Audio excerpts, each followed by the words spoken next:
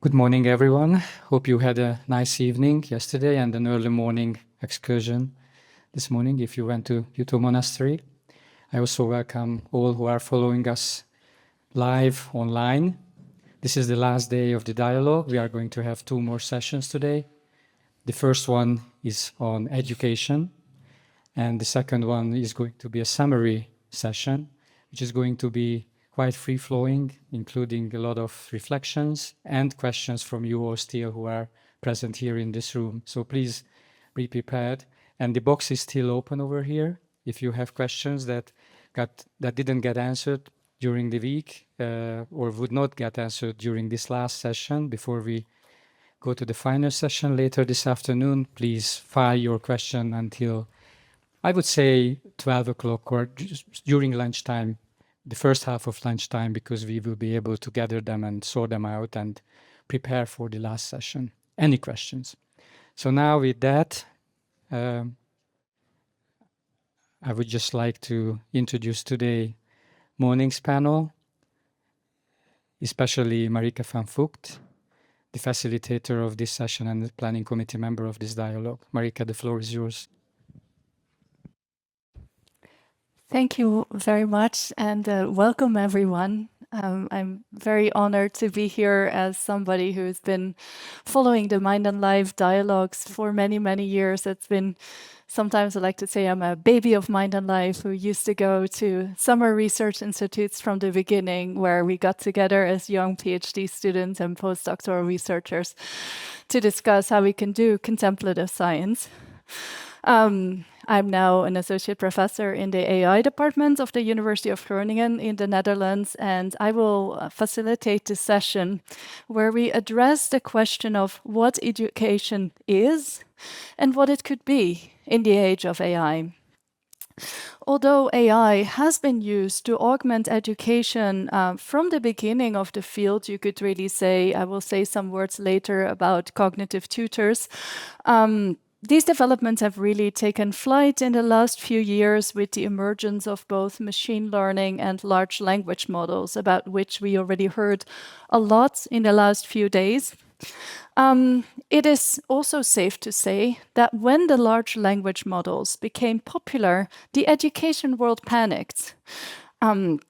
It's like, is this the end of education as we imagine it, when students are going to all turn in like essays created by ChatGPT? But also, as we prepared for our panel in the days before, the days leading up to this dialogue, we realized that, we had a similar panic a few years earlier when massive open online courses emerged.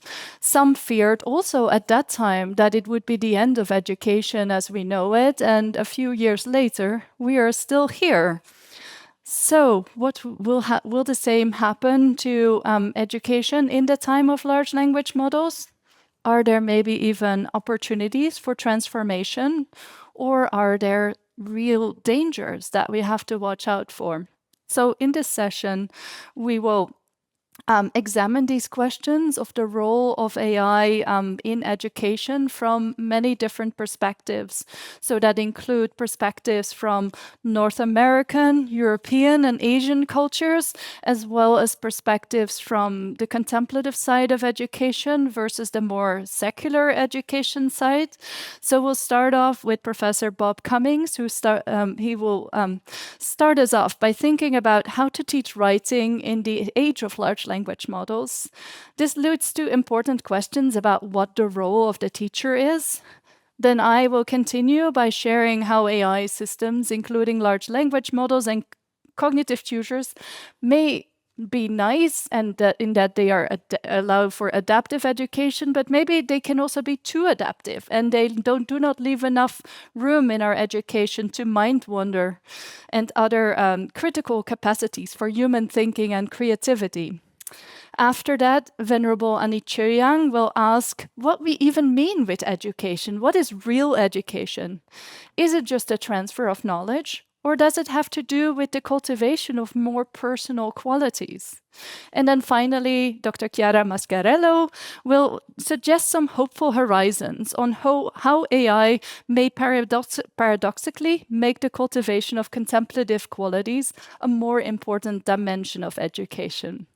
So I look forward to our discussions this morning. Morning here in India, at least. And I now give the floor to Professor Bob Cummings from the University of Mississippi. Thank you, Mary. See, I'm on here. Okay, great. Well, good morning, everybody. Bob Cummings, and I serve at the University of Mississippi, and I teach and research digital writing. I also have some administrative roles. Anyone that's in higher ed, you'll know that if you don't attend the first meeting, then you're chair of the committee from then on out. So I'm proud to tell you that I'm the chair of the AI task force at the University of Mississippi, as we, like everyone else, try to work through these changes and make sense of how they'll impact our teaching and learning roles as well as our research and service roles. But before I jump into slides today, I want us to engage together in what I would probably do if we were in my writing class right now, and ask you to join me in a visualization exercise. So this is not meditation, but it's meditation adjacent. And to our folks that are online, you can do it as well. And the folks here in the room, all I'm asking is that you are seated. So let's start this visualization exercise by making sure that we're all seated. And then I invite you to close your eyes. And then let's start with a breath in and a breath out. A breath in and a breath out. Now, what I would like to do is invite you to think of your teacher, the one who's meant the most to you. This is probably someone in the classroom, but maybe not. I'd like you to pull the idea of that teacher in your mind and ask you, what does that person look like? What is that person's facial expression? What are their clothes, even their hairstyle? What does that person look like? You see that person before you. Then I'm going to ask you to think about, how does this person speak? Can you recall the sound of their voice? Did they have any particular sayings? What is the sound of their voice? Can you recall a time when they said something memorable to you? What was it that your teacher told you?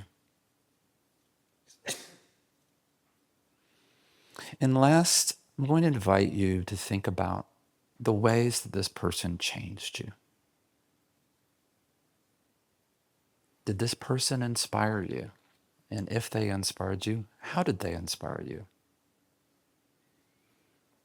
Was there something that you admired in this person? And did you want that quality for yourself? Okay, then I'll ask you again to breathe in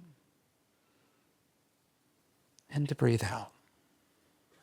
One more time, to breathe in and to breathe out. Okay, then I invite you to open your eyes. I'm ready for my slides now. And what I'm going to invite you to do is for you to please keep that teacher in your mind, okay? As I go through these slides, we'll return to the role of that teacher. And now, again, as I said, if we were in my writing class, we would have done something like that, and then we would have written about what the visualization was, and then we would share from what we had written. Can't do that right now because I'm a little more compressed for time this morning, but I do want you to keep that image of that teacher as we go through this. And my talk today is I wanted to talk a little bit about the role of AI as I see it in American higher education, and I shaped that discussion around the technology of chat.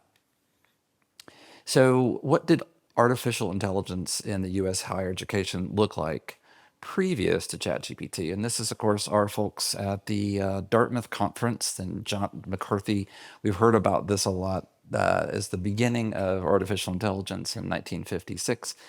One of the aspects of this conference that I like to think about is the fact that it was an interdisciplinary pursuit. There were folks there, they were predominantly in computer science and mathematical sciences or mathematical disciplines, but also it's important at the beginning of artificial intelligence to involve the work of philosophers, to involve the work of cognitive scientists, to involve the work of psychologists, to involve many different disciplines. And the idea that started off in 1956, the idea in 1956 that you were going to develop a technology that would rival human intelligence was simply laughable. I think the idea at the time was to better understand human intelligence by hypothetically developing a machine version of that. And so they kind of developed these topic areas of perception, machine learning, problem solving, planning, reasoning, and the most difficult one was going to be natural language understanding. And so this is a very, very broad generalization, but if we jump forward from that time in 1956 and we think about all the way through up until November of 2022, what did the following decades of developing artificial intelligence look like? And when I read through this, I think that there were two basic approaches that were competing with each other.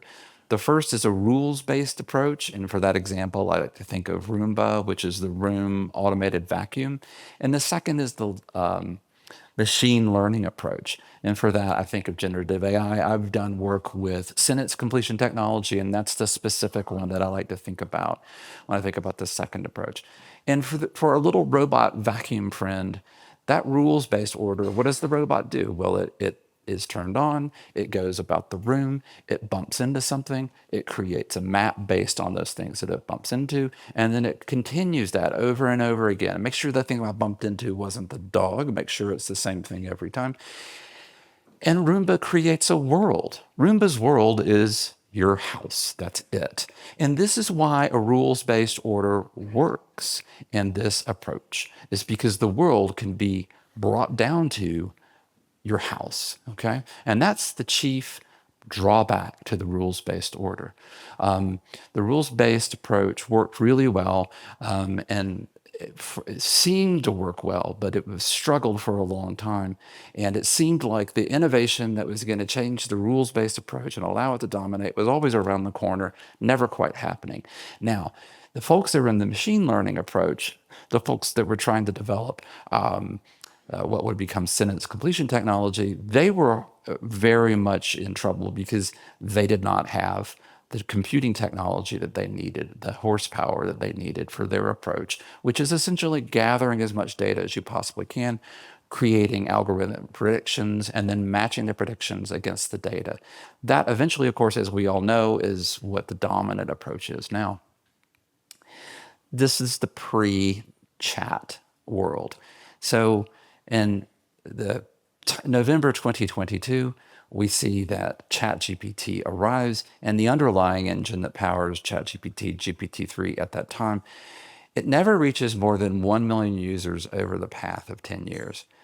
Then once OpenAI switched to incorporate the chat format over GPT-3, then it reached 1 million users in 5 days. And then it went up from there to, of course, the world that we live in now, where generative AI technologies are embedded almost everywhere that we go. Now, I like to think a lot as a rhetorician about that significant change. What does it mean to chat? Well, chat is, of course, an informal and friendly way of talking with someone. And I think this is a lot of what accounts for the difference in the appeal of the technology. Yesterday, Emily Bender reminded us that the problem is that we're imagining a mind behind the text. And I couldn't have said, that's the phrase that I have been looking for. We assume that a chat format is a personal, private, one-to-one conversation with another person. And that's by design of the technology. And it's what allowed the uptake of the technology to expand and to essentially explode in terms of users. And that's because we assign an author to the comments. Now, looking forward to in the future, I'd like to think about the fact that artificial intelligence started in higher education as a research project. And it developed that way for a number of years. But now it's transformed to a consumer technology. And of course, we know what that means, that massive amounts of capital are being placed into trying to race toward developing a more and more engaging AI. And that, like social media before it, AI is now designed to exploit emotional appeals and to attract and retain users. Social media used anger or continues to use anger and other emotional connections to retain users as long as possible. But now AI companies are trying to develop emotional roles of therapists, teachers, family, friends, and even lovers to attract and retain users. Generative AI represents a significant shift in literacy. And again, this goes back to Dr. Bender's comment about us imagining a mind behind the text. And so thinking also about what this future might look like, Marieke mentioned the fact that we were chatting previously about MOOCs. So I have to explain to some folks that are not in higher ed, MOOCs stand for massively open online courses. And then when they came out in 2013, we had a great fear that they were going to displace higher education because we were giving away knowledge for free, and that's what we charge for. So if you're giving it away for free, you won't be in business for very long. But it did not mean that disruption, or it meant the disruption, but it didn't mean the end of higher education. It turns out that there are a lot of complex motivations for why people attend and participate in higher education, and they go beyond just requiring knowledge. Most of you have a library card, and if you just need knowledge, that you can do. MOOCs did build out online capacity, and so guess what? COVID came along and higher education rapidly needed online capacity. And because of MOOCs, we were better positioned to respond to COVID. So the reason why I like this analogy is that when MOOCs first arrived, it seemed all-consuming and no one really knew where to go. And given more time, it is an evolution of where we are, but it doesn't mean the complete displacement of education. Now, as I wrap up, I want you to think again about your teacher. Go back to the beginning, if you would, and think about your teacher. Right now in higher education, generative AI has been inserted into LMS. So it's been inserted into Blackboard, it's been inserted into Canvas so that it can create lesson plans, it can create slides, it can create learning objects. And many faculty are choosing to do that. Now, for the last several years, we've had many students using generative AI to create and submit assignments. Literally 2 years ago, we would joke about, well, what's happening? Are we headed to a world where students use AI to create their assignments and we use AI to grade their assignments and there's no human involved at all? Well, much of this is really happening right now. I ask you to think about your mentors, and I ask you to think about that teacher that changed you. That teacher that changed you because that teacher had something that you wanted. That I think about Peter's analogy that he used a couple days ago about the student in the classroom that said, hey, how far can you throw a football? I bet I can throw a football farther than you. We needed that that instructor, that Peter with Peter's caliber, to recognize what was going on. And so I conclude by asking you to think in this moment about your mentors and about the people that impacted your life as teachers. And what would they do now in this moment? Would they generate lesson plans with generative AI? Would they try to find a way to connect to their students because that's why they're there? That's my message for you today. Thank you so much.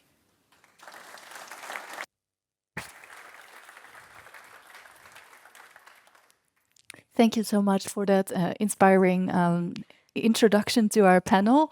So I will continue. My name is Marieke van Vught, and as I said, I'm an associate professor at the University of Groningen in the Netherlands. I'm also a board member of Mind and Life Europe, and in my work, I I'm mostly in the cognitive science business, and I therefore work on sort of trying to, among other things, create computational models of the mind and specifically mind wandering. But I also do empirical studies as well as measure brain waves to understand what the brain looks like when we mind wander. So that will be the perspective from which I will present. So I would like to see my slides, please. Thank you. So today I will think about, I would like to think together with you about, we often think about mind wandering as the enemy of education, when people are distracted and think about other things. But actually, maybe do we need more mind wandering to allow for more creativity? So, yes. Thank you. So let's go back to the beginning. We can go through this a bit quickly because Bob already introduced it. So in the early field of AI, AI was used to create cognitive tutors that help to personalize learning, right? Because, a teacher can only deal with so many students at a time. And then an artificial system that, for example, models memory could be programmed such that it offers you the word you want to learn. Like if you're trying to learn Tibetan, it might show you the Tibetan word just before you're about to forget it. So this results in a very efficient way of learning. And similarly, some of my colleagues have been working on systems that use a bit more advanced machine learning to estimate, like at what level should we offer equations or math problems to people so that they don't get stuck, but instead they can learn in a more enjoyable way and they can learn also maybe more efficiently. So this sounds great. In recent time, of course, there's been these large language models which have been used in much of the same way by some students to learn stuff, right? As their own private tutor. You just ask it questions at their level and then it responds.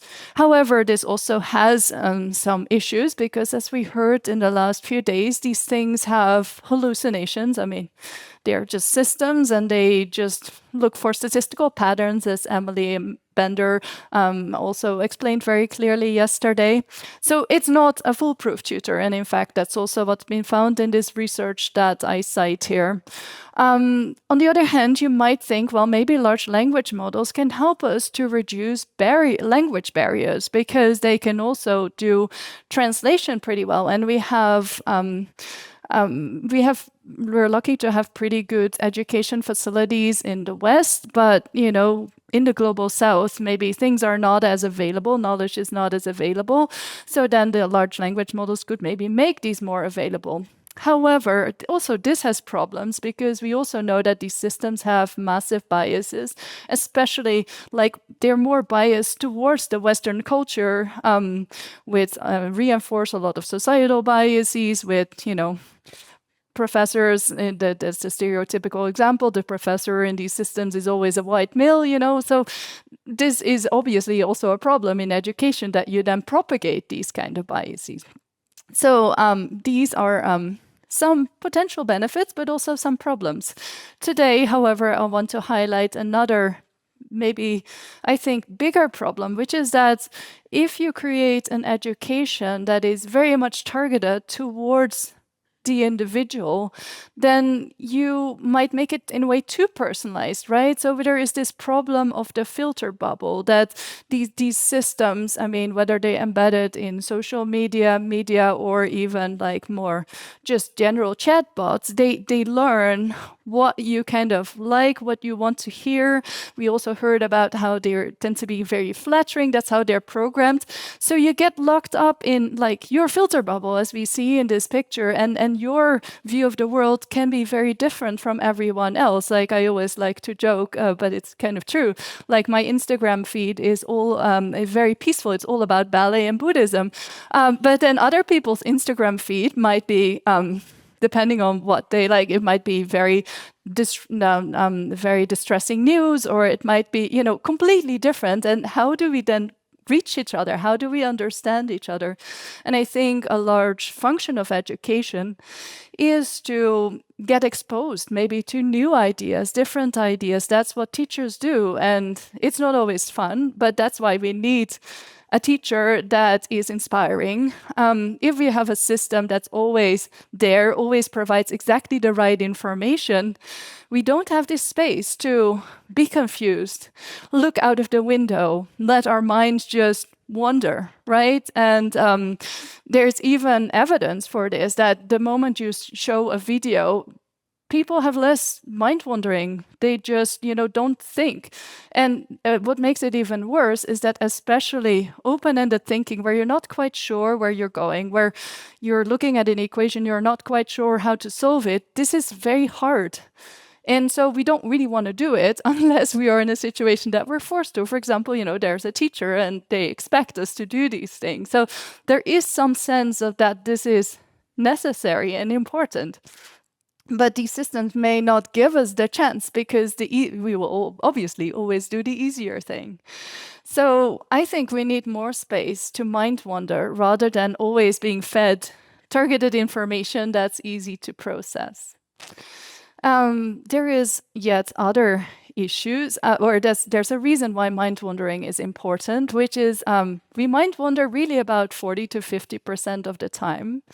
And actually, what's interesting is that most of these systems that we're interacting with, most of these computational systems, the symbolic AI that I mentioned that I've been working on, they assume that mind wandering is just noise. But actually, we know from empirical research that mind wandering is important for planning, for creativity, and actually, I have therefore started to create computational models. You could say symbolic computational simulations of mind wandering. So we include the mind wandering in the cognitive process to better understand how mind wandering actually affects cognition. So here I assume that we have a model that does memory or attention or something, but then we have a competing process that is this mind wandering. It is maybe these other things like a scientist called David Meyer used to call it the task of life, right? That is always present whenever we are in the classroom. We're never just memorizing or doing this, trying to pay attention to writing an essay. There's also the task of life that is competing. And how does this competition work? And even like these loose thoughts, they are important because, as Kate also mentioned, I think the day before yesterday, they help us to maybe think about other stuff so that in the future we get new ideas, we can recombine existing ideas and so on. We've not yet incorporated that sort of creativity dimension. It's pretty hard to make it into a computational model, but we have already shown that it is kind of adding this mind-wandering dimension is necessary to explain how depression sort of disrupts cognition. So the other way around, because this is also a real phenomena. Anyway, so this is all important because I think this mind-wandering dimension, the insight and the creativity, I don't think it will soon be taken over by artificial systems. We can debate about that in the questions and answers. Anyway, and the other last 2 points that I want to make is that if we just focus on education on the level of information transfer, like these cognitive tutors, these kind of systems, also large language models assume, we forget the embodied dimensions of knowing. Now, I happen to be also a ballet dancer in my free time, just an amateur dancer, but, there I really learned how the body informs our thinking. There is, we have this sense of a gut feeling that, we should go this direction, maybe not that. I also find that through dancing, I sometimes create new ideas through the movement that are not yet verbal, but they are in my body somehow. And yeah, these embodied dimensions are not there in these kind of large language models or other artificial systems. So I think we should bring more attention to the body in education. And I'm in fact involved in an initiative called Embodied Critical Thinking together with Donato Schöller, Siga Torgersdottir, and this paper also involves another researcher, but he's not mostly involved in this research. But, we teach the students to actually pay more attention to the signals in their body and use it to shape their thinking. So I think this is a really important thing we should not forget in this time of more AI in education. Maybe we should pay more attention to it. And then also there's the social dimension of learning, about which we've already heard a little bit, right? So I just was lucky to spend a lot of time in Tibetan monasteries together with Ani Tenzin Choyang, for example, and Geshe Tafge and Geshe Zangpa, who we heard yesterday. And they are doing this kind of stuff that you see in the picture here. They debate each other. It's a very social process. So the personalized learning systems and even the large language models, they make the learning very individual, right? It's the system that talks to the one person. But the presence of other people in learning helps to motivate us, something that Bob also indicated. But also they challenge our ideas, because one important dimension of education is that, we have to learn where we're right and where we're wrong and test our ideas with the other. And that is what debate is very much about. So I've also been working on a basic chatbot that implements these the monastic debate rules. It's a very symbolic system. So it's not based on large language models. It's very limited in its capacity so far, but I think it's really cool because it helps us to find contradictions in our ideas. And this is something, normally it's not that much fun, but it's very important. So what I wanted to say was AI has always been involved in the, cognitive tutoring, creating more personalized education, but we shouldn't get stuck in the filter bubble. We really need more mind wandering and also more focus on the social and embodied dimensions of education. So thank you very much.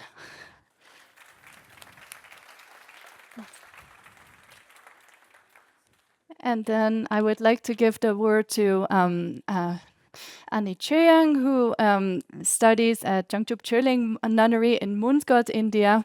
And she will continue to talk about why education is so important.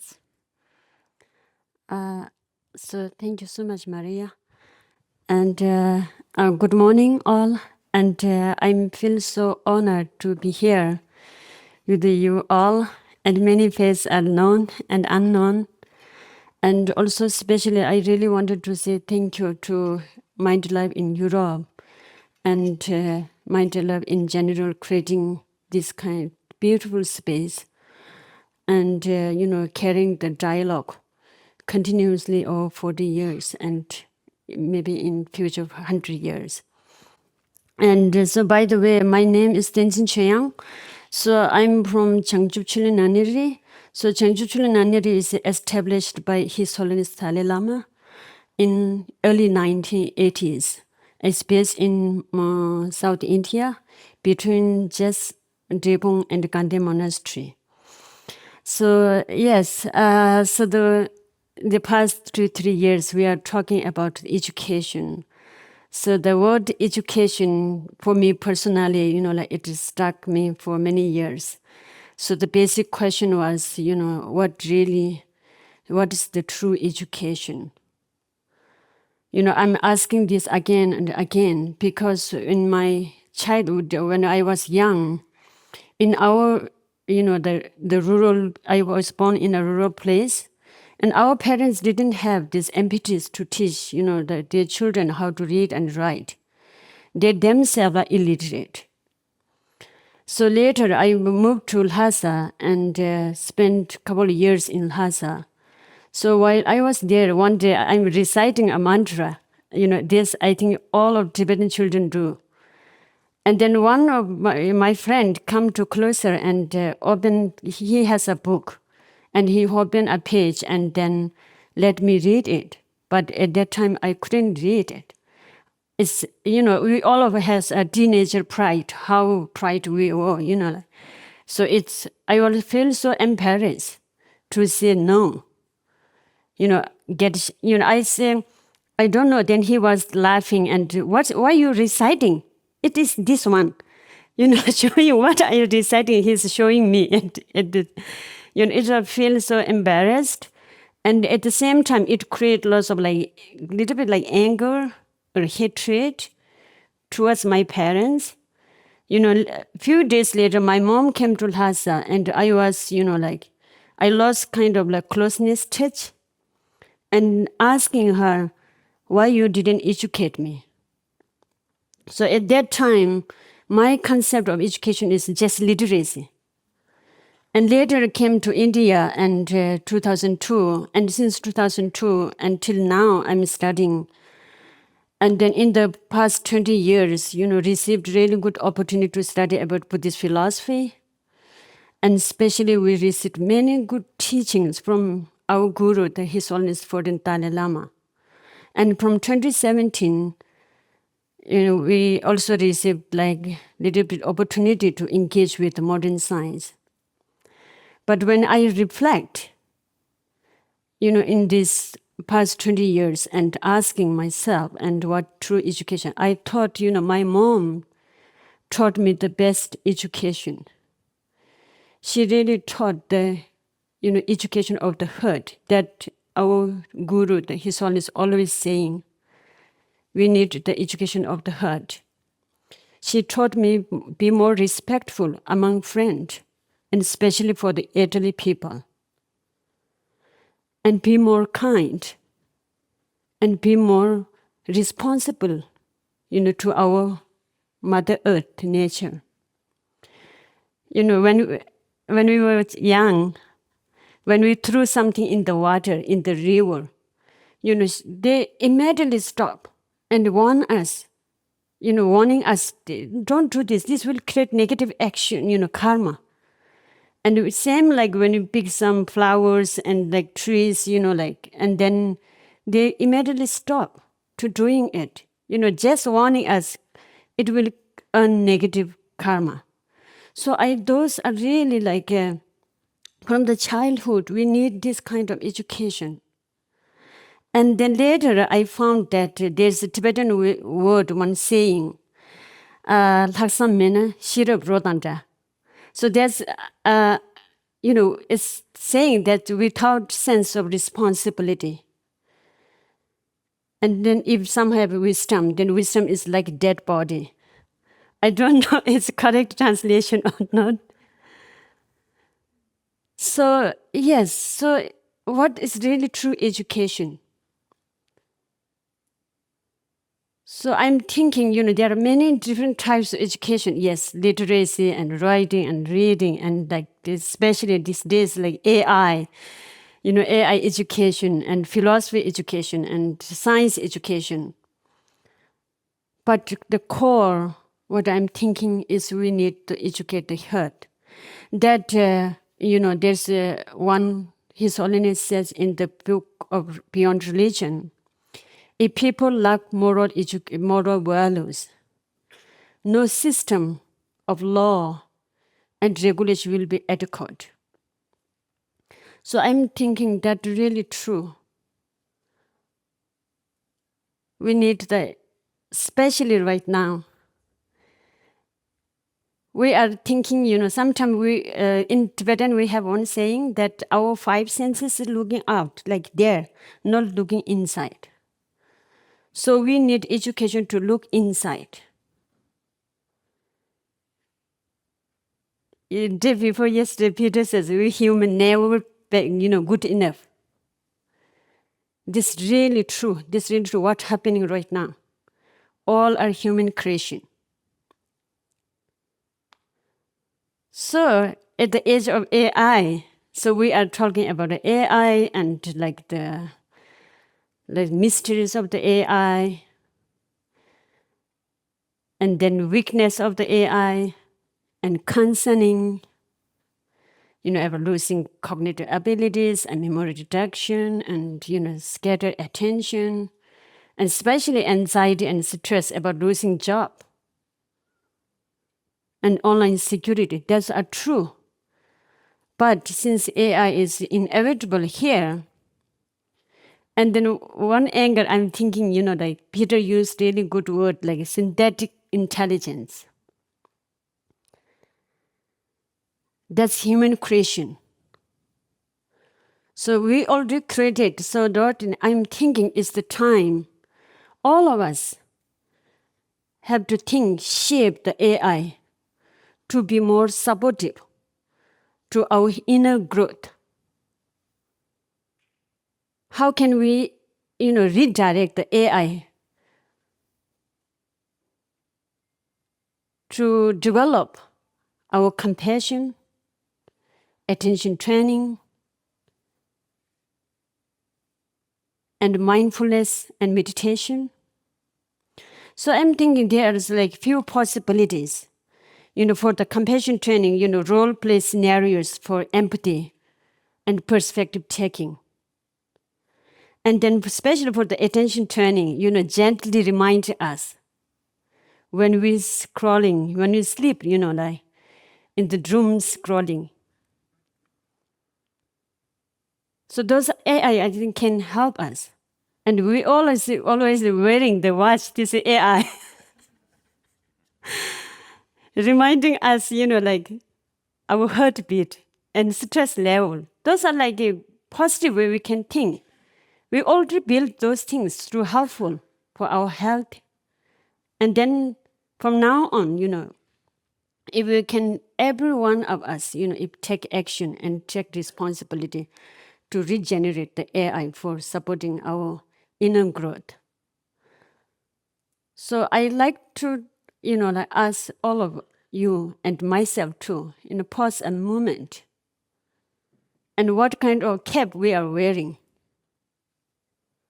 Some of us wearing like teacher head cap, and student cap, nun's cap, monk's cap, policymaker cap. And however, most important, we all are wearing human cap. So what kind of responsibility from today we can take to educate the mind and the heart to our younger generation, to use the AI properly, not for distracting their self and also environment.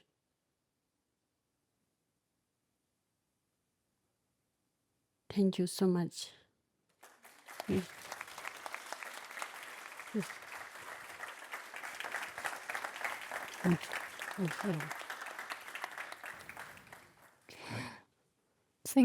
Thank you so much, Annie Choyang, for that very inspiring contribution. So we'll end today. We'll end the talk session with Dr. Chiara Mascarello. She's a research grant holder and adjunct professor at Ca' Foscari University of Venice, and she's also the co-director of the Italian Buddhist Union Research Center. Thank you, Chiara. Thank you very much, Marika. Thank you all for having me here. Ngando Dele, and good morning, everyone. So I'm Chiara Mascarello, and I'm about to actually share some reflections with you. And those reflections come from an ongoing conversation which I've been having with Francesco Tormen, who is here in the room, with whom I co-direct the Italian Buddhist Union Research Center. My background is in philosophy and Tibetan Buddhist studies, but I will focus more on some epistemological reflections about the educational settings and how they can be impacted by AI nowadays. So I will focus on ways of knowing, the ways of knowing we want to cultivate nowadays. And I will start my presentation then.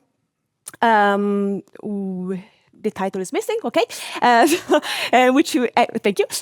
So going toward a contemplative revolution. So envisioning a perhaps not so paradoxical rediscovery of contemplative knowledge in the age of AI. And so we start with some epistemological premises, because maybe we want to start asking ourselves how we know reality. So we can trace both historically and conceptually a distinction between two main ways of knowing. We have episteme on the one hand and techne on the other. These are Greek terms, so the philosopher here in the room or online will forgive me if I'm taking them loosely or freely here as guidance through our reflections here. But I would consider episteme as a knowledge pursued for the sake of understanding. So the point here is meaning is flourishing. So understanding reality not to produce something, but to make sense of it.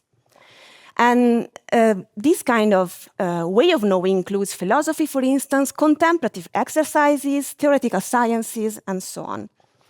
On the other hand, we can have techne, and the focus of techne is prediction, control, production. So it's a way of knowledge used as a means to produce something or to manipulate something, to predict something.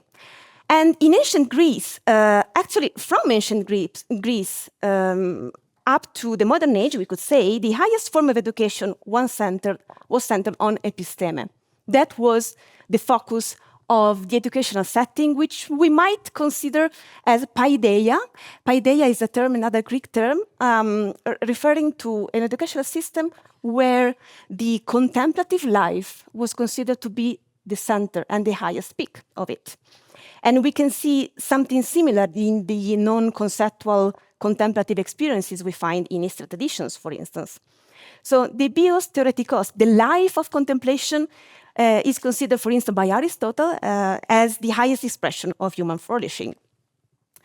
Techne then if techne produces workers who perfectly fit the social system we are in, episteme produces citizens, wise citizens, who are able to understand the values of a social system, but also to reflect upon it, and maybe to challenge it.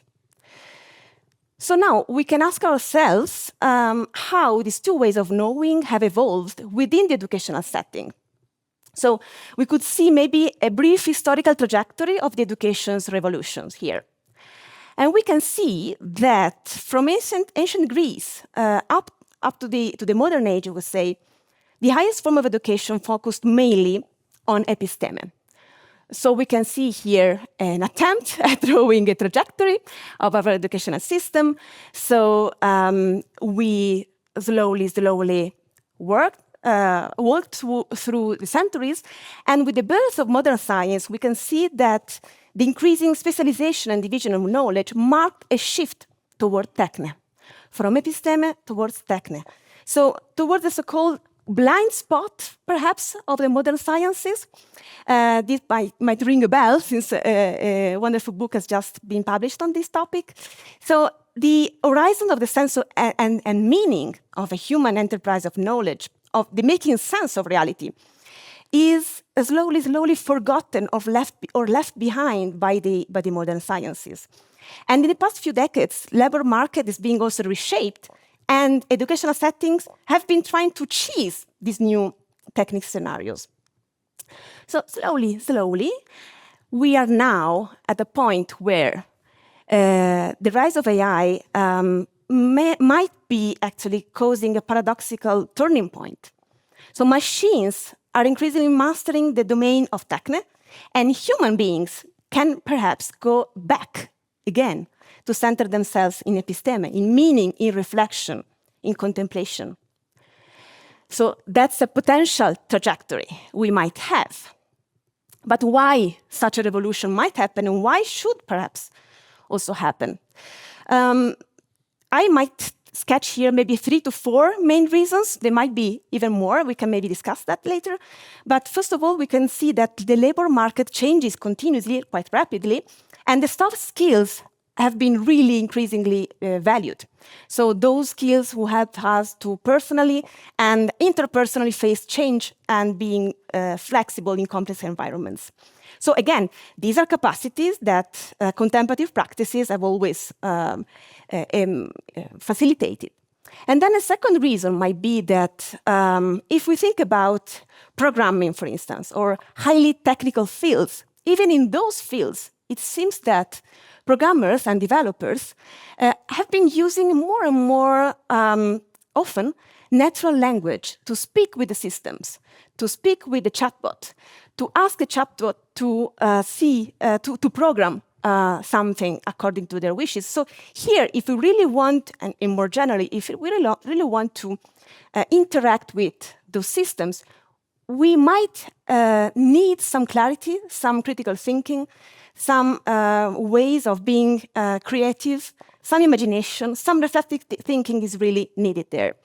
So these, again, are the capacities cultivated within the tradition of paideia, going back to Greece, but the contemplative education setting more in general. One more reason might be here to be taken into consideration. It has been mentioned also yesterday, even just as a possibility. We might face a post-work society, potentially, and it's really important to consider it, even if just as a possibility, because actually this could make us face a potential loss of meaning or purpose in human life. So what to do with how to face with them, how to get ready to that. And by the way, yesterday we were thinking about this together during our sessions, and I realized that the very first article of the Italian Constitution, I come from Italy, is really focused on work. And it says, Italy is a democratic republic founded on labor.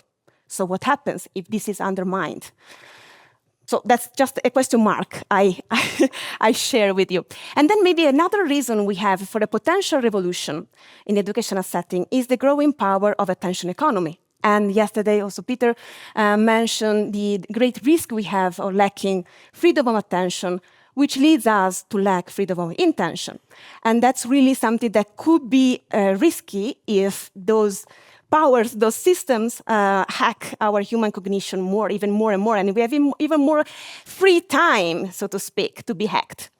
So, so far we are trying to see how those two ways of knowing have been dominant, one more dominant than the other, perhaps. But we could also think about the relationships between those two ways of knowing, episteme on the one hand and techne on the other. And actually, they began to drift apart with the rise of modern science and the specialization of the different disciplines of knowledge. But yet, even at that time, even with modern science, episteme still contained within it the intelligibility of techne. So technical knowledge was still understandable by at least some human beings, whereas now, we are in a different position. We might be in a different situation.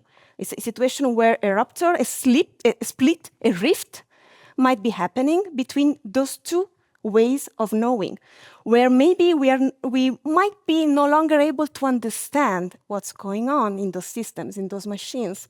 So this epistemological opacity might actually be there. And we also mentioned, yesterday we mentioned the black box problem. So we cannot maybe understand how those systems maybe fix some problems.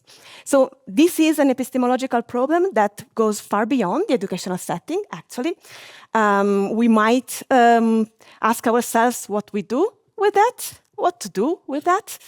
But of course, we have one, perhaps, we could sketch two potential scenarios. They might be scary or maybe also extreme and distant. In one scenario in which we come back then to our full humanity flourishing, and we dedicate ourselves to our virtues, to our human flourishing.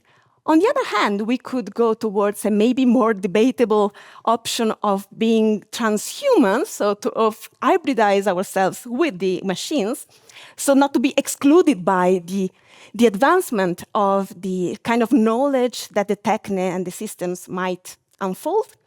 But maybe we could adopt a more sober and reasonable standpoint where we try actually our best to develop forms of systems and of AI that are less opaque and that can be still part of some intelligibility, some episteme, of some sense making from us as human beings.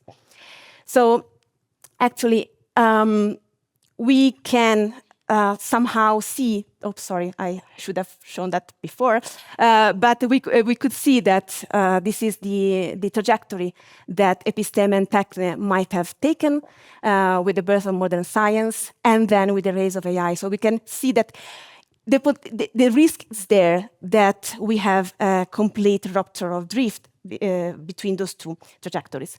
So just to conclude, whatever the future brings, whatever might happen, in the end, in any case, in the age of AI, we have a real opportunity here to rethink education, to take this speculative narrative or narratives, for instance, we could say we have been seeing many these days. We could take them not as reasons for fear or for nostalgia, perhaps, but as invitations to see and to rethink education as a pedagogy of presence and of discernment. And actually, this may be not so far from the values that, for instance, Mandelife Institute, Mandelife Europe, UNESCO, and other institutions have been trying to foster in the last decades. So maybe we are not that far from this kind of scenario, imagined scenario. But to borrow Gabor's words at the beginning from the opening session, narratives shape reality. But what narrative do we foster? So that's a question that we might really bring with us, and narratives here are ways of helping them, or helping scenarios and potential futures come into being. So this is something that I wanted to share with you all, and thank you very much.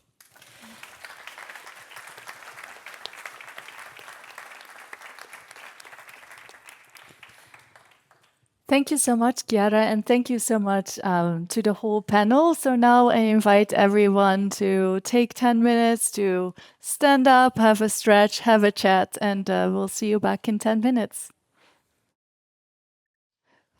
Okay. So now we'll have some 25 or so minutes in which we want to discuss some more general ideas between the panelists. So the first question I would like to put on the table is, what is the role of struggle or maybe challenge in education? Like, I think also in writing, for example, you find that it's usually not too easy. Also, contemplative practice actually involves probably a lot of challenges. You talked about your parents, how they were, well, probably telling you, don't do this, don't do, and you had to restrain your behavior, right? So what is the importance of that? Can we... and also Geshe Sangpo, I think yesterday he talked about maybe that's a big risk of AI systems if they make everything sort of too smooth. So what do you all think about that? Is it good to make things easier because the world is already difficult enough? Or should we somehow make sure that people do have enough challenge or struggle so that they are prepared for the life after education, right? Because we don't educate just to pour some knowledge into someone, but for life, I think. Yeah, thank you so much for the question. So I think in the past 2 days, we were already like talking about the struggle of education and for teacher and for student and for everyone. But, when we think back in the history, sometimes we are forgetting who we are. So in Buddhism, Buddha taught from the first meditation is to recognize who we really are and what responsibility do we have. And then we basically teaching about the precious human life, how precious we are. So in many, many, many ways, we are forgetting how precious we are. And because of forgetting these things, and then we are not paying attention that much about the moral education. So yesterday, Peter brought up, I really love his comment, we human never good enough. We are looking AI, and then AI is something, every troublemaker is thinking like AI, but I'm thinking not. So the struggle is we are not paying attention about inner moral education. So this is the struggle. From the children, from the young age, something we can teach, from the young age. So this good thing is, there are so many programs going on, like CBCD and C learning, social, emotional, ethical learning, and also social, emotional learning. So those programs, all of us, take more serious and put them education system, and especially right now the AI. So I am thinking, the more struggle is that we are not balancing, paying attention to the material education and then inner education. So it's time to think, balance these two. Yeah, this. Yeah, you like address? And thank you so much, Aniche, for this insight. I'm thinking also of struggle as the very life of learning, so to speak, or the very skeleton or engine, perhaps, dynamic engine, perhaps, of learning. Because if we stick to our comfort zone, we don't learn anything, right? So, and Rainer Maria Rilke used to say, I will badly paraphrase and him, but he used to say that every being needs to stick to struggling. Every being, every single being struggles. Just even a blade of grass has to struggle to stand up and to shape its own identity in contrast or in relation to what is not. That very blade of grass. So I think struggle is really the tension that opens up new, somehow new cracks in our systems and gets learning possible, actually. Yeah, I think maybe we also need to take a step back, because I sort of made the case that, maybe sometimes these AI systems make things too easy. And this is certainly true if you do take the strategy of putting a prompt in to let ChatGPT generate your essay. But maybe it's also not true that it always makes life easy, right? Because there will always be other difficult things to take care of. So it's maybe also too simplified to just think that AI systems always make things easier. I do think, though, that a large part of education probably is trying to get people to do difficult things by having a teacher that is inspiring enough so that you are willing to do it, and that you do this difficult work very often of thinking.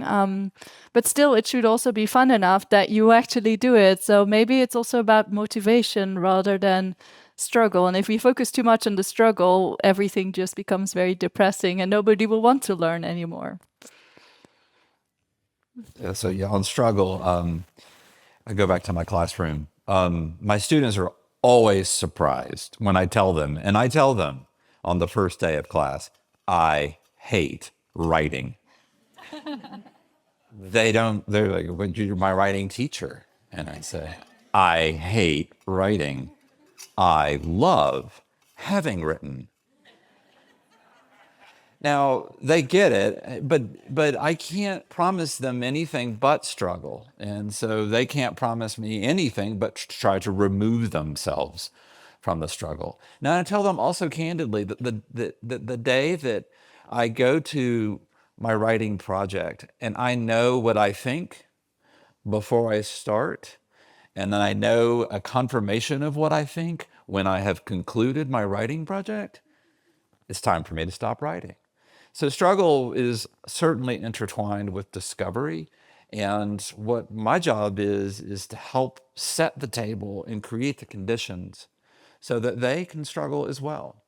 And of course, we've talked previously about the sort of appeal of commercial artificial intelligence systems that say, well, for instance, drawing, illustration. Drawing is hard. And no, I'm just not very good at drawing. And so this AI tool is going to help you to draw.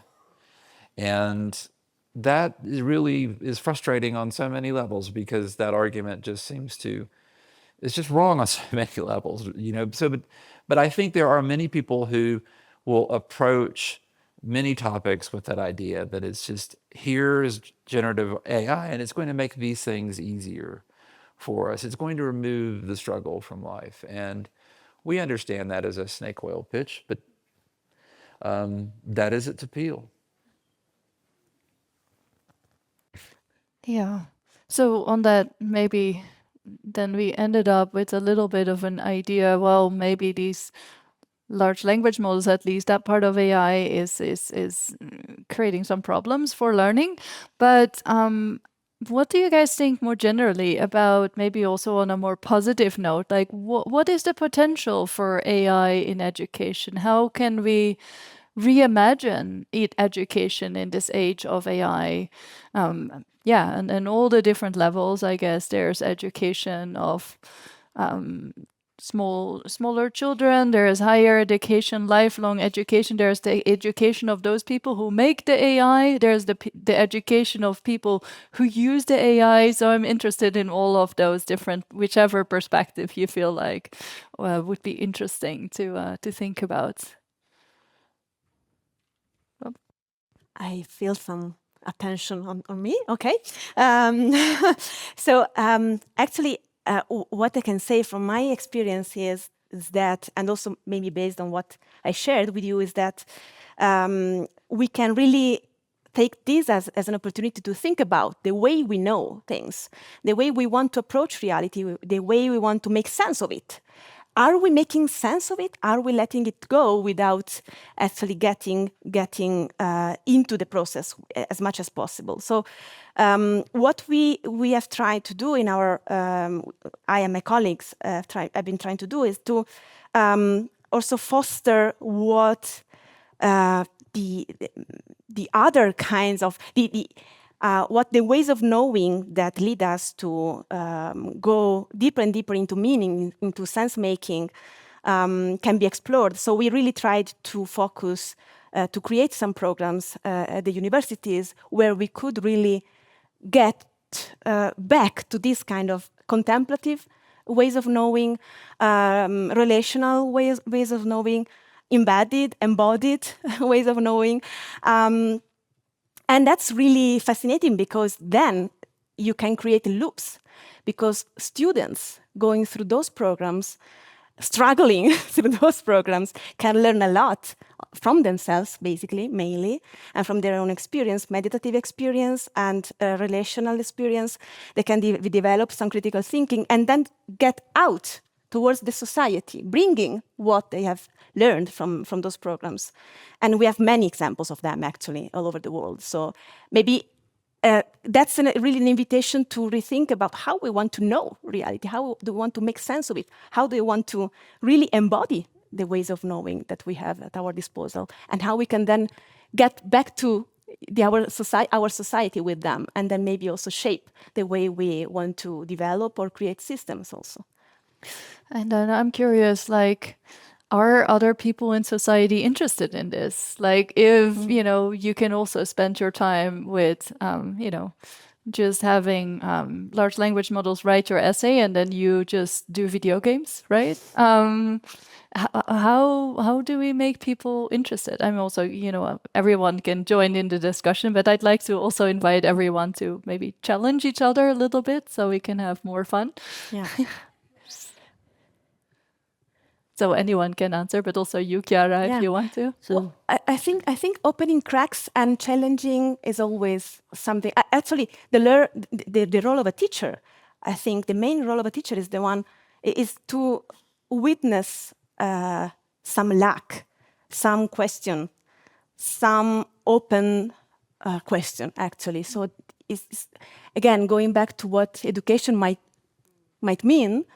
Maybe it's not just a transmission of knowledge. Maybe it's not just tasks we have to accomplish, but opening questions. And actually, this also reminds me of the etymology of the term insegnare, which is the Italian version of teaching. And insegnare comes from a Latin word which means to basically to leave marks, to inscribe something. So whenever we meet the teacher, and thank you, Bob, because I went back to, of course, my memories of meeting my teachers. Whenever you meet a teacher, a real teacher is the one who can really open up something, can really spark curiosity and the desire for knowledge. So it's more about lighting a fire, perhaps.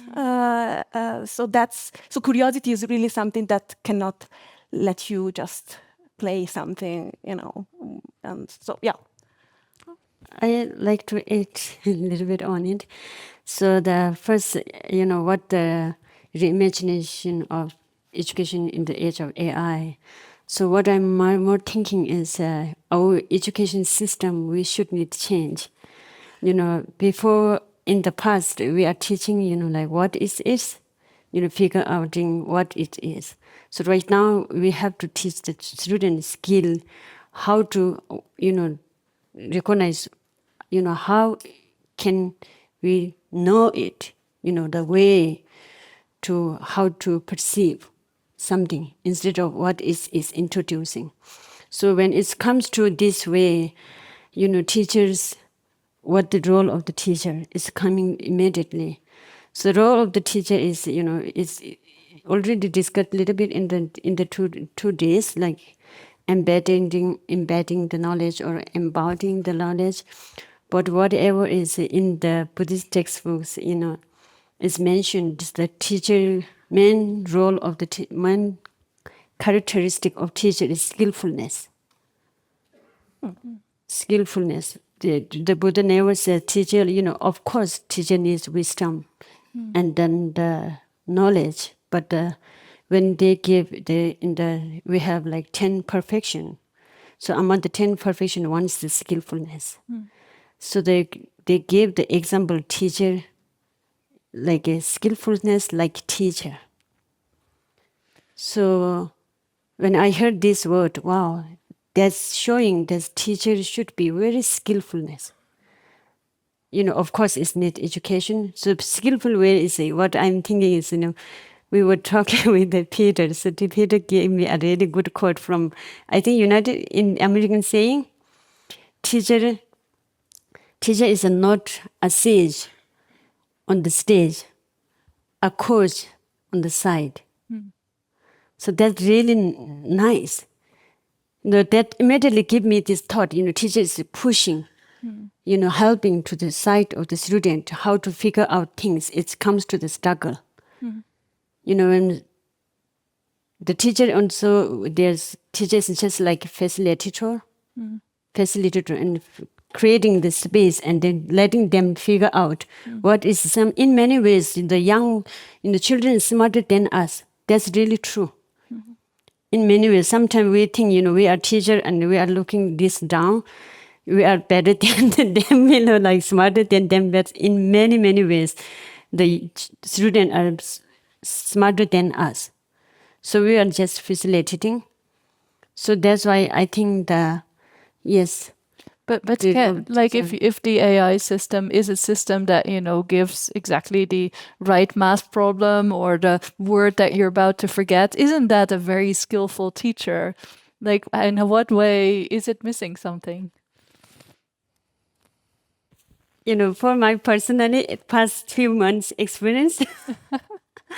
So before, English is my not native language. So I'm, especially in the past 2-3 years, I was dealing with a lot of email and, like sending email and proposal and all this. So before I was the writing, and I'm not sure before sent. So I request to some friend, please edit this. And then I have to wait 2-3 days. And then anxiety, stress, oh, please. Then ChatGPT came. And it was personally so helpful. Now I don't wait, 2-3 days. In a minute he will rewrite. So I'm thinking it's very helpful in many ways, but it's important we need the critical way of thinking. So this is important. So what I'm thinking is we have to teach our children, critical thinking. So in Tibetan society, His Holiness, many times mentioned every school we need learn how to debate.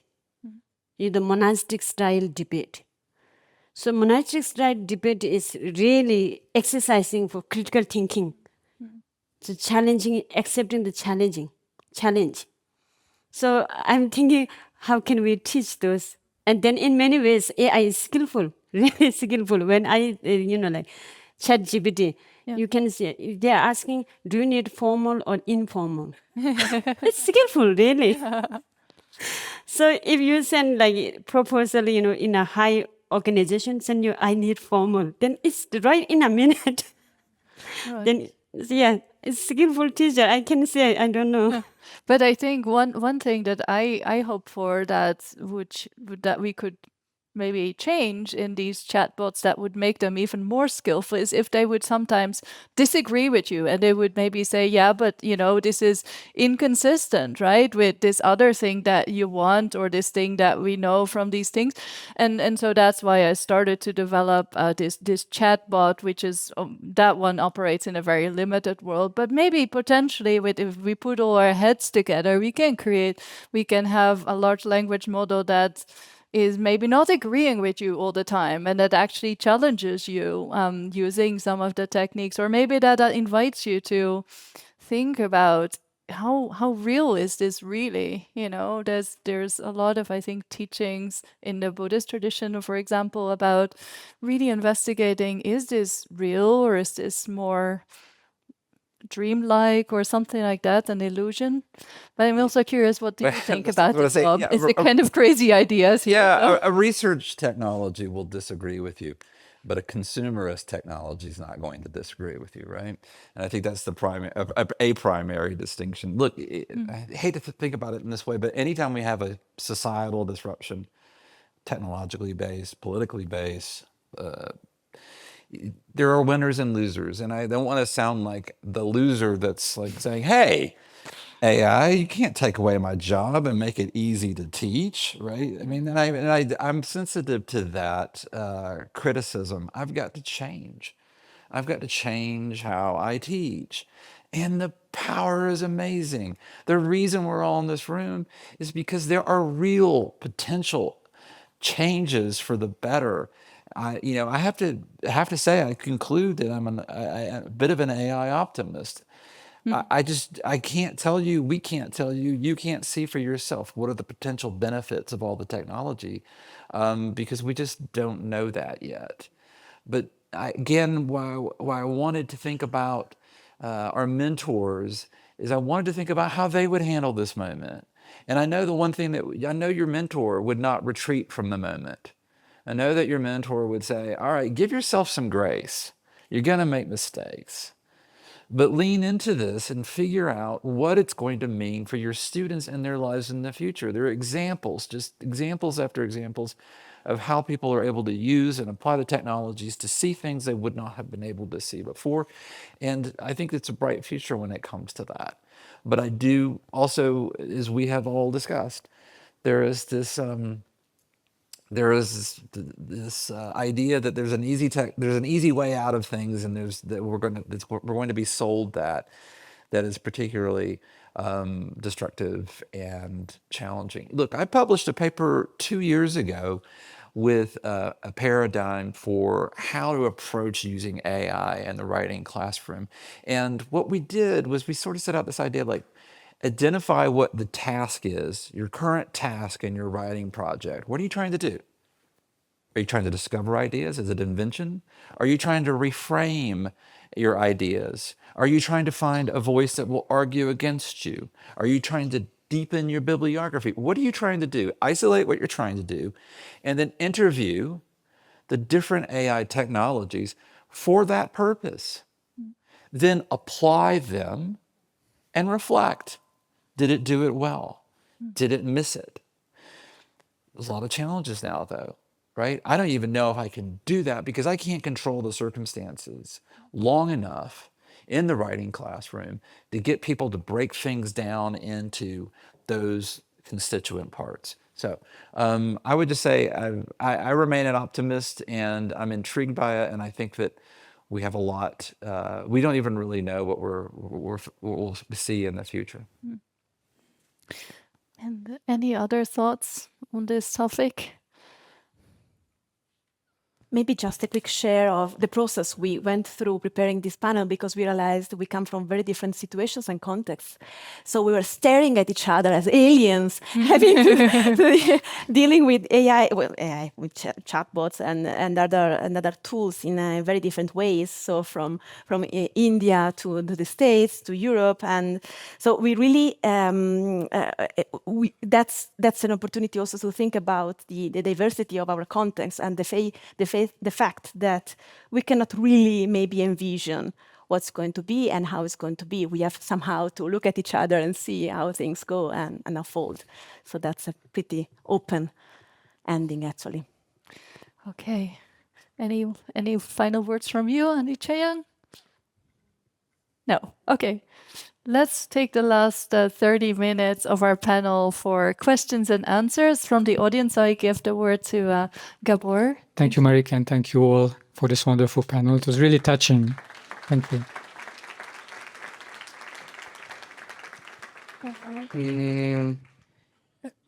I'm trying to select voices that we haven't heard yet. So let's start with Geshe-la, and then you, and then Anat, and then back over there. So I'm gonna, and then you.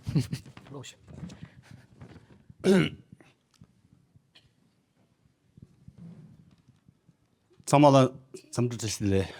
당이 가서 넘어서 니만이 섬거랑 데라 니지. 다다는 주미 리니게 아니 리제데 아니 장쇼라 야지 동쇼 코르데라. 아니 그러면 뭐뭐서 나서 아니 특지시시인. 드니 다 리젠데 아니 종큰 당 아니 다 종큰이가 가서 로미 송사.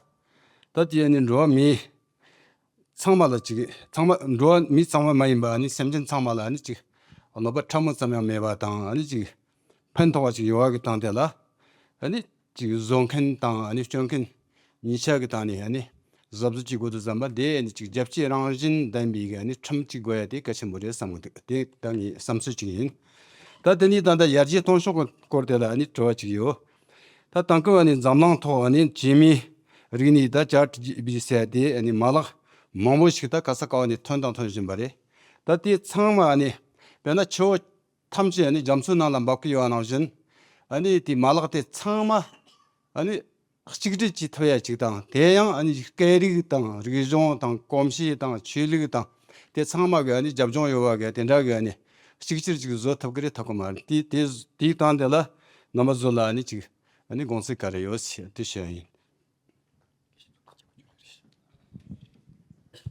So, Kishila, I wanted to first of all thank all the panelists for the last few days. It seems very obvious everybody's motivated here by wanting to do something that would kind of direct the course of AI so that it becomes a positive force for entire world and humanity, and as well as the planet and the sentient beings, other sentient beings that share the planet with us. So he wanted to first of all express his gratitude. So the question he has is the following: that the use of ChatGPT is so widespread now. It's not just in the West; it's across the world.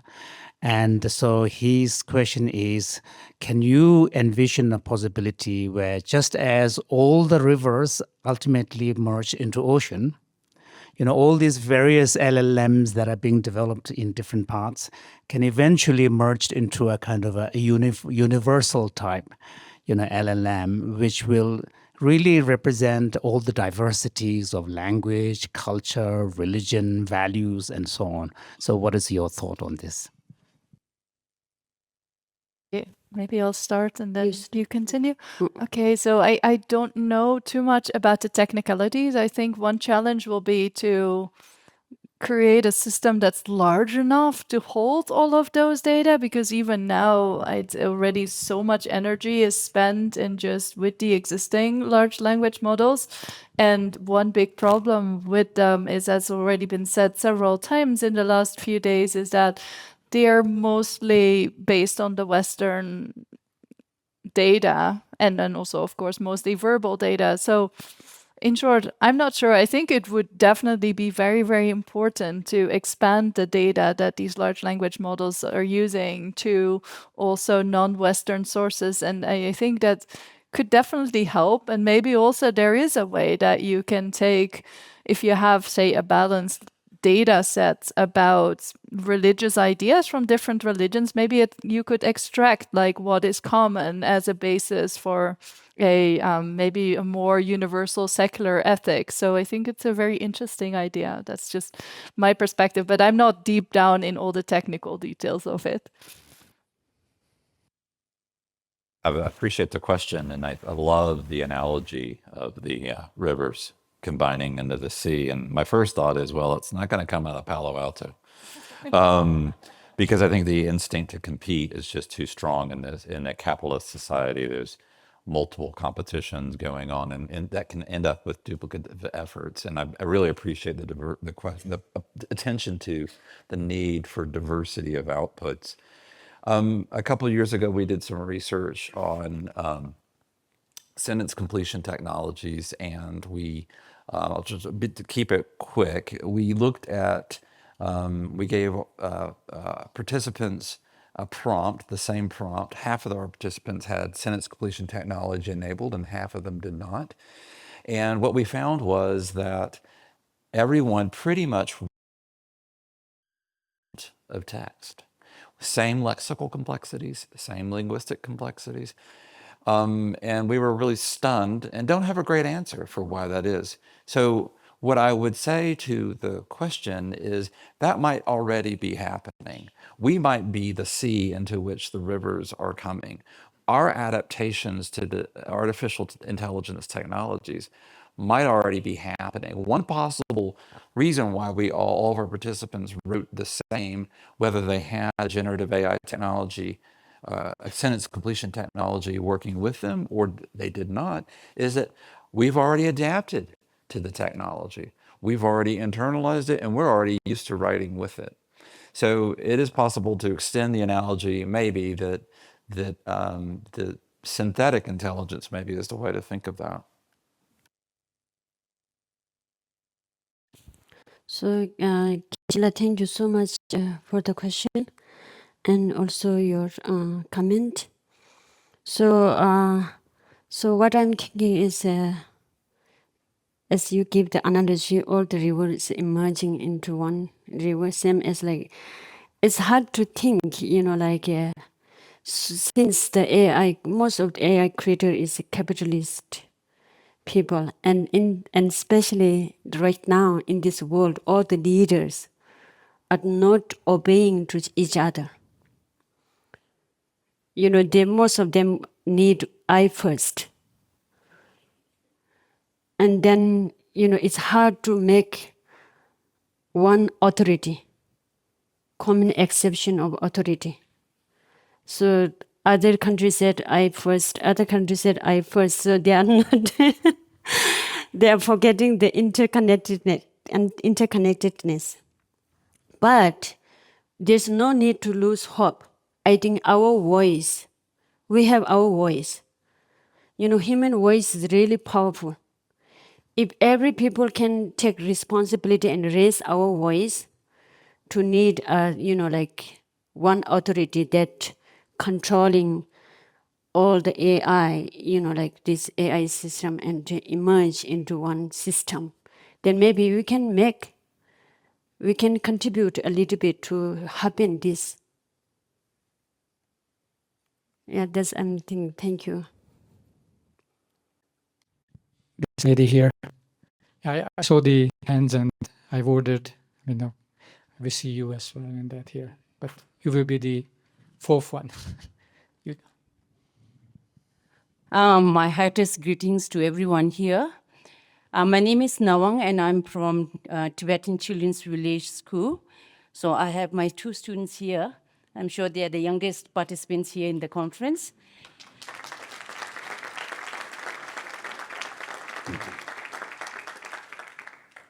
And my question is very close to Gisela. But before I raise the questions, I would like to say thank you to all the panels here for the last couple of days. It's been a real learning experience, about AI. And then I strongly feel that we cannot escape from artificial intelligence. We have to live with it.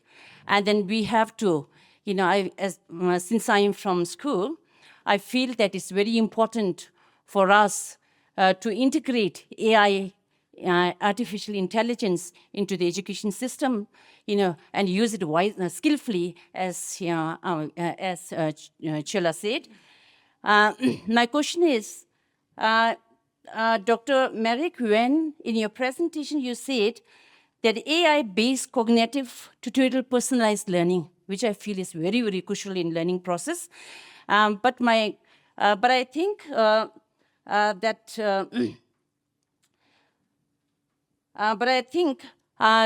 it be applicable? Will it work for all the children? Because children are from different, background, different diverse background, culture background. So the, AI has created this. Will it work for the children all over the world? That is my concern. And then another thing is that, when you have this personalized learning, it is very important to have a human connection between teachers and students, and there should be a sense of empathy, from the teachers to the students.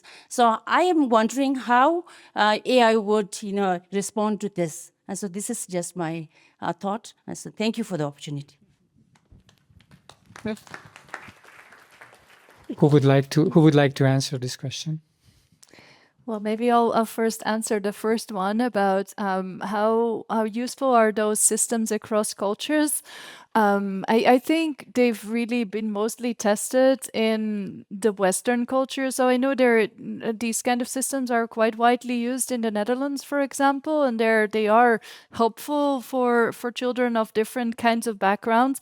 But I've also done in the past 10 years a lot of research with Tibetan monks and nuns and found that a lot of the cognitive tasks that measure, for example, memory and attention and so on, that work very well for Western students, don't tend to work very well for Tibetan monks and nuns to what we've tried. And there's, for example, differences in the level of abstraction that tends to be used. So now I'm not sure where the Tibetan Children's Village's children would be on that spectrum.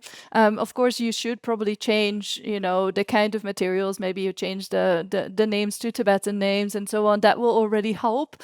But there could be also structural differences from what I've seen in our research so far. And I think we'd need to try it out to see how useful it is. But I would not be surprised if it's more challenging to actually generalize it across cultures.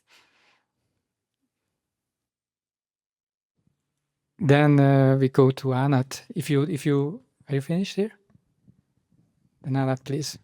Just a little bit thought. Yes, yesterday we were talking, about critical thinking exercise, our monastic way of debating. In the past couple of years, the Westerners are really, inventing how to translate it in English, and the debate language is really hard to translate in English. So we also thinking, yesterday we got with someone discussion, can we create a chatbots to debate partner? Debate partner, then European people can make available. So Tibetan, this is really good exercise to improve your critical thinking and creativity.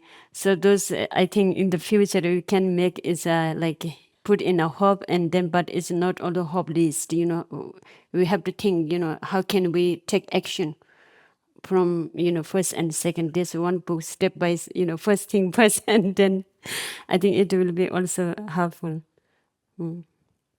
Thank you. So Anat and then the lady back there.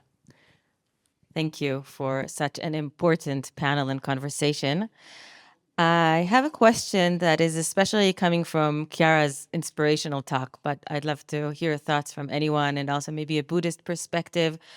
And it's about the role of higher education to make this inspiration happen. And specifically, if we do imagine a world with no work or with a very different workforce, how do we disentangle the connection that is prevalent for many years now in the West between higher education and work? How do we convince people to really come and learn for many years with lots of struggle about these social humanistic domains and questions, about critical learning, about compassion, to be able to both be more moral and compassionate citizens, but also to be able to challenge strong forces in our society, like governments and political systems? I guess I have to handle this wonderful but really difficult question. And thank you very much, Anat, for that. Well, I think higher education should be considered in a wider system it is included in. And for instance, in the program we launched in contemplative studies, we launched at the University of Padova. We have seen that there is a very strong loop between, as the one I mentioned before, between struggle and getting through the program and learning, and then wanting really to share what has already been learned with the other sectors of the society and the other agents in the society. And so I really think that if we don't think about higher ed as included in a wider spectrum of societal structure, we can get stuck in thinking just about the learners and just about that specific part of the academic curricula, whereas it's just one part of the whole system. And so maybe we could just think about connections between what comes before higher ed, so how learners and also students and also teachers get there, and maybe also the other members of the staff of a higher ed educational environment, and then also trying to connect that higher education with other sectors of the society. So I think linking and connections are really key, at least from what we have seen in this experimental project with that program and others programs. And actually, what we have seen is that from that project, some students started new projects and new courses inside the academic system. So it's something that can be really put into sort of loop, or I don't know how else to describe it. That's maybe part of a way to tackle this issue. Thank you. So I see more hands. First the lady, and then you, and then here in front. Yes. Yes, please. Hi, thank you so much. This was a really important topic for me. Education is at the center of everything that I do. I have 3 children, 17, 15, and 13, and I feel like I'm living in the eye of the storm, literally living in this transition of dealing with AI, social media pressures, distractions, constant flow of information. And I feel like I'm living in this parental paradox. Like, how am I supposed to raise my children and get them ready for life when I'm still learning to navigate this new life that we have? I have a very good family friend. She's 21 years old. She got a 1450 on her SAT, which was very high. That will get you into, I would say, a majority of the best universities in the United States. And she got into University of Florida. For those of you who don't know, living out of state, that means it's less than a 10% acceptance rate to get into the University of Florida. She said she hasn't cracked a book in 9 years. And so my children, I always often ask them, where are your textbooks? And their teachers are posting just the pages or just the chapters that they need. Now they're using Google Classrooms because of COVID. And they have felt that this is an easier way, whatever. And they don't have textbooks. So I think what we need to do is we have to actually name it. We have to name the elephant in the room, and that is our children are not reading.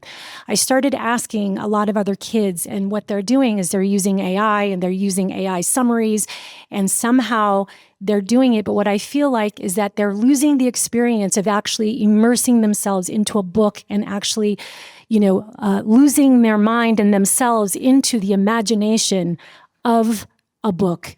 And I feel like from a neurological perspective, that is doing something. There's a consequence there.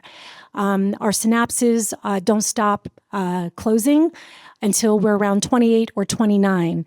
But if all of a sudden, we are evolving and changing, which we have to name it, it is happening. What are the consequences? What are the neurological, implications? We either have to accept it, and is this progression or is it regression? And what are we going to do about it? Because I think that while we have so many questions and so many things that we have to solve for, I don't know how you solve for it if our kids aren't reading. Thank you. Thanks for a great question. And I will just add some thoughts. And thanks for being such a great mom. Those are great concerns. I think those are exactly the right ones. I think we're so motivated in the U.S. by cost pressures. So I personally can't get my students to buy the books. The books are obscenely expensive. You cannot teach. I shouldn't say. I struggle to understand how anyone can teach literature right now. When I read Faulkner's As I Lay Dying, or Sound and the Fury, for instance, when I read Sound and the Fury, I was given no coaching. I was not told that there were two characters with the same name. One is male, one is female. I mean, it was just an struggle. It was absolute struggle. And we're in the humanities really reeling in lots of ways. But that doesn't mean it's over. It just means that we have to rethink what we're doing, and we have to rethink the way that we go about it. We can't reimagine the cost pressures that parents drive our students to find lucrative disciplines so that they can attach it to a rewarding or financially rewarding job outcome. And we're charging them so much. Of course they're trying to do that. It's just logic. But it's not game over. It's just, if we can step away from cost pressures if we possibly can, and ditch fear of missing out. I see a lot of hopefulness in the younger generation. I see a lot of people, my youngest was talking about how they were reading, his friends are reading Greek philosophy, and they weren't assigned it anywhere. They're just reading it because they thought, well, this would teach me something about how to live. So lots of cost pressures. I don't have a really great answer for you, but I think you've got some great questions. And maybe I'm also curious, Annie Chung, if you want to say how it is in the monastery or nunnery. Yes, thank you so much for the question. And this, in the past 2 days, we are talking about losing the cognitive skills. So that's really true. In the monastery, good thing is we don't allow to use social media, the phone, only on Monday. And then I think 99% now you're not using computer. So this is a really good thing, what I'm appreciating. But the concern right now what you have is we are also thinking, in the same, people. For my personally, I got experience. Before I write an email, I think a lot. Like what is the grammar, what the proper word, what the structure. Am I, writing the proper way? Like it's thinking the, our brain exercise. I can say brain exercise, but in Tibetan way we are thinking our exercising our mind. But these days, I myself is not thinking that much. So sometimes I have also concern, it's maybe I'm making myself more dumb, They're relying, maybe 100% on AI. So that is really true. So yes, so since we are talking that AI is here, is inevitable already. So what we can do is, this is a really big question. So I also have, big question, what we can do. So what I'm thinking is in the computer or whatever, laptop or whatever, if are there way we can make some robot chat that, play with the children at the same time, like let them think. Let them, to provide more critical thinking kind of exercise. Are there way we can make like this tool? So I'm thinking more it's because otherwise it's already inevitable. It's already here. We cannot stop. But how can we redirect those game and AI and whatever agency or whatever? So this I'm thinking. Thank you so much for the question. Thank you, Hello. gentlemen. Thank you. Trustly all. I'm Torchuandi from Department of Education, Science Education Officer from CTA.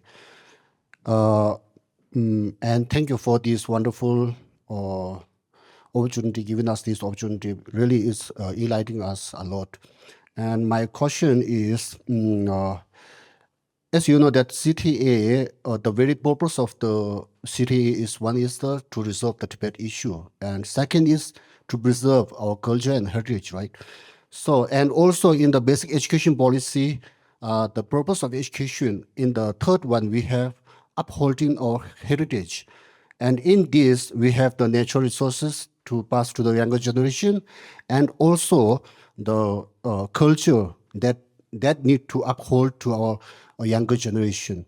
And inside culture, we have like a materialistic culture and also non-materialistic cultures. And like those paintings, Thangka paintings, all these skills are the non-materialistic cultures. And also we have like Tibetan calligraphic and lots of skills we have. Those are the non-materialistic culture. And especially also we have the inner values, love, compassion, kindness. Those are the things that AI cannot provide. And in the monastic education system, we have like a guru and chela relation, the respect, the love, the kindness. And in schools, we have also the student-teacher relation. And in the home also we have. So is it the AI, is it leading us to in danger to those cultural inner values, especially? This is my question. Thank you. Can we have short answers? Because Okay. there are two more questions I would like to ask. Okay. Yes, it's very, I can say it's short answer. Yes, it's very dangerous. It's very, very dangerous. It's like a bomb here. Yes. So this is our, because of that's dangerous, I think this dialogue they created here, what we can redirect, from those dangerous. Yeah, especially with Tibetan, it's really, all this, like Thangka painting, how many, hand skills are embedded there. But right now, even is, not just AI, when we go to the, market, many are printed. Already in the AI, I don't know, artificial intelligence, printed. So not that much value. So those are already like weakening. And right now, so since AI came, it's more weakening. So yes, but we have to, be more skillful, and what to do is, it's the, what I was saying, it's a time to reinvent another skills, and how can we preserve more? Yes. So we have time for two more questions. This gentleman over here, and then Ed, please. And I selected the ones who raised their hands for the first time after the, over there. Oh. Sorry for that. And if you don't get to your question, please file it in the box. Thank you. Thank you all for all of this wonderful morning. I'm Marty Krasny. I live in California, which might help contextualize my question, which is, what if this had been called Minds, Artificial Intelligence, and Love? And a quick piece of background. Kenneth Boulding, who was one of the founders of systems theory, identified three ways that human beings get things done, which are force, which is a win-lose, trade, which is a win null set, and love, which is everybody wins. And since the Industrial Revolution and Jack's reference to late time capitalism, we've lived in the realm of trade. Education is about trade. I've heard the word love spoken 3 times in this room in 3 days. And I guess my question is, where is love?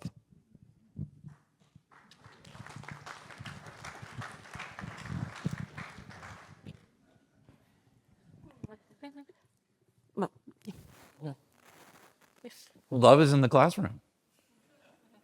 I mean, that is our mutual benefit. I learn from my students learn from me. We learn from each other. We learn with each other. And those are essentially, even though capitalism is playing a big part of why we're there, those are essentially anti-capitalist principles.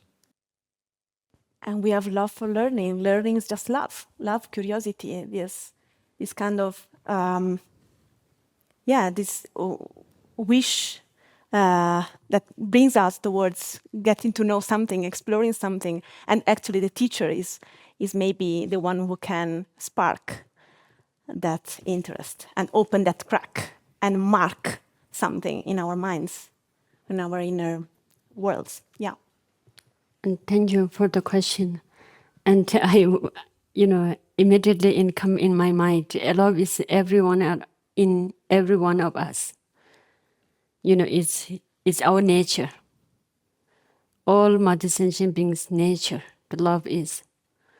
So, our nature, it's something we can develop and make it stronger and stronger and stronger throughout our exercise, mental exercise. May I just say that although the word love was not expressed as such, but there are other forms of this term that were expressed many, many times in the meeting. Like the Buddhist version is karuna, compassion, and even in Jack's meditation, metta, loving kindness was invited. So love was here, although the term has not been pronounced as such, I think. Ed, please.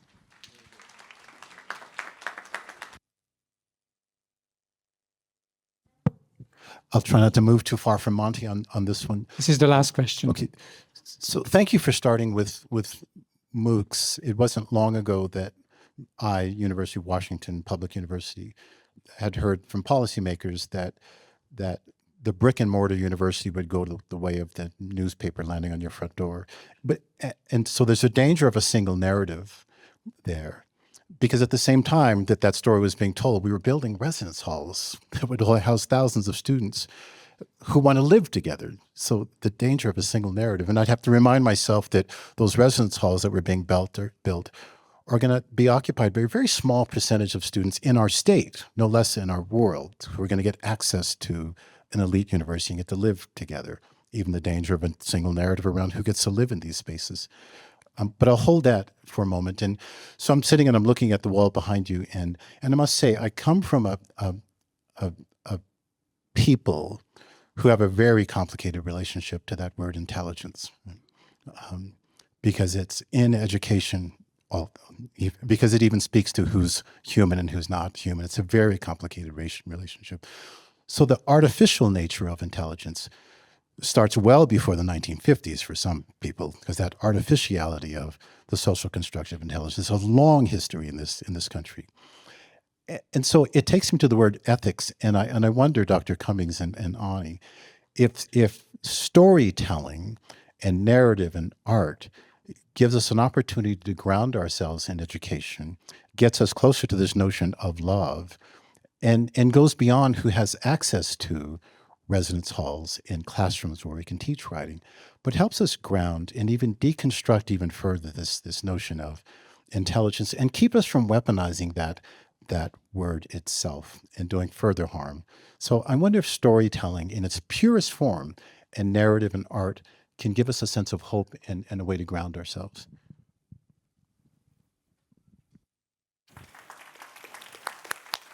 Yeah, thank you so much for a great and provocative question. And I preach, brother, preach. I mean, that's like you're sounding the siren call of humanities. And so when do we need the humanities? When do we need to understand what it means to be human? We need that right now and right here. And so I think it was Molly Crockett quoting another writer said, every crisis is a storytelling crisis. And I see that here, and I see it, and again, and back to MOOCs. One thing I think about just a minor point about MOOCs, one of the big differences with MOOCs, and I love your description about how, you know, at the same time we were all sharing this narrative that the higher education was closing down, we're building residence halls at the same time. MOOCs were not were not the arrival of a new technology. They were a reformulation of existing technologies. So that is just to say, you know, artificial intelligence is largely, when we think about it culturally, we're thinking about generative artificial intelligence. And some of that's new, but some of that is also recombined concepts that have already existed. So I agree completely that we need to understand more about what makes us connected. And I think maybe there's a bit of a crisis in here that helps us understand that need. Onicho Yang, yeah, I think you were also addressed by the question, if you want to say something. No. Too difficult. Thank you all for this wonderful session, Marika, and all the panelists.